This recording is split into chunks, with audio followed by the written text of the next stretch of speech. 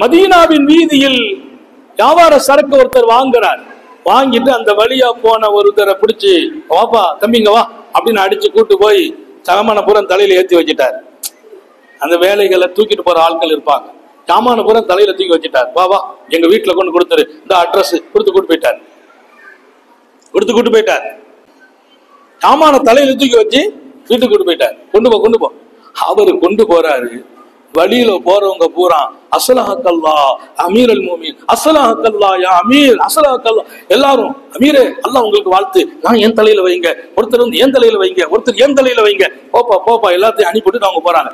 வாங்கி தூக்கி ஏத்துனார் பாருங்க, அவர் கைகாலெல்லாம் உதறுது. எல்லாரும் அமீருங்கிறாங்களே, தலைவர்னு அர்த்தம். தலைவரே, இந்த மக்கள், இந்த மண்ணின் மைந்தரே, தலைவரே எங்க தலையில வைங்க, நாங்க கொண்டு வரோம். ஒவ்வொருத்தங்களா முன்னால வந்து இருக்க, அவங்க யாரு தலையில ஏத்த மாட்டேன்ட்டாங்க. இவர் பயந்து நடுங்கி ஓடி வந்து போறவர்கிட்ட கேட்டார், யார் இவரா? அவங்கதான்பா இந்த மதீனாவின் மாமனிதரும் தலைவரும் அல்லாமா ரசூல் ஸல்லல்லாஹு அலைஹி வஸல்லத்தின் அன்பு தோழர் சல்மானுல் ஃபாரிசி, மதீனாவின் கவர்னராக இருக்கிறார்.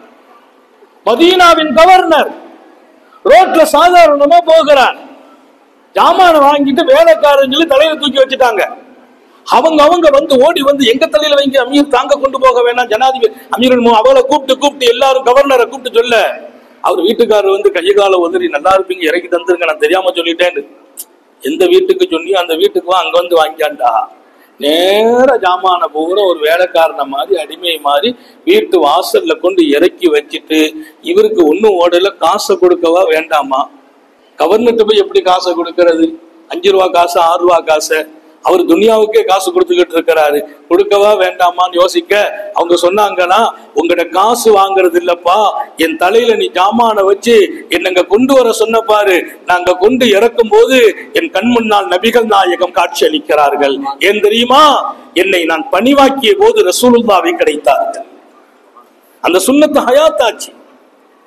ஒன்னும் தப்பு இல்லப்பா, நான் வேலைக்காரன் தான், நான் கவர்னர் தான், என்ன வேலைக்காரன், அதை ஹயாத்தாக்கிட்ட நீ நாங்கலாம். பணி வரட்டும், உயர்வு வருகிற போதெல்லாம் பணிந்து விடுங்கள். இந்த கல்வி உங்களை தூக்கும், பெரிய அளவில் தூக்கும். மக்கள் தூக்குவார்கள், புகழ்வார்கள், பாராட்டுவார்கள். பெருமை வர வேண்டாம். அடக்கம் இருந்தால் மற்றவர்களை மதிப்பீர்கள், சிறுவர்களுக்கு மதிப்பளிப்பீர்கள். கல்வி வரும்போது உயர்வு வந்துகிட்டே இருக்கும்.